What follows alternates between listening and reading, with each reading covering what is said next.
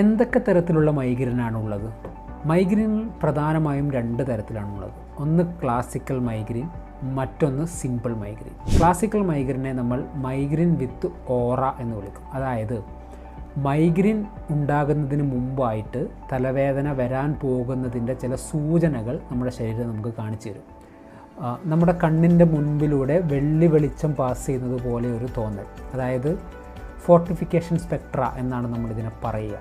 ഇത്തരത്തിലൊരു സൂചന ലഭിച്ചാൽ അടുത്ത ഒരു മണിക്കൂർ 1.5 മണിക്കൂറിനുള്ളിൽ അതിശക്തിയായിട്ടുള്ള തലവേദന ഉണ്ടാകാം. അതുപോലെ തന്നെ മറ്റൊന്നാണ് ഫോണോഫോബിയ, അതായത് ശബ്ദം കേൾക്കാൻ കഴിയാത്ത അവസ്ഥ. ചെറിയ ശബ്ദം കേൾക്കുമ്പോഴേക്ക് വല്ലാത്ത രീതിയിൽ ദേഷ്യവും അരോചകവുമായി തോന്നുന്ന അവസ്ഥ. ചില ആളുകളിൽ തലവേദനയ്ക്ക് മുന്നോടിയായി തലയുടെ 2 വശങ്ങളിലും ഈ ചെറിയ രീതിയിൽ ഹാമർ കൊണ്ട് അടിക്കുന്നത് പോലെ ഇങ്ങനെ അനുഭവപ്പെടാം. വല്ലാത്ത രീതിയിൽ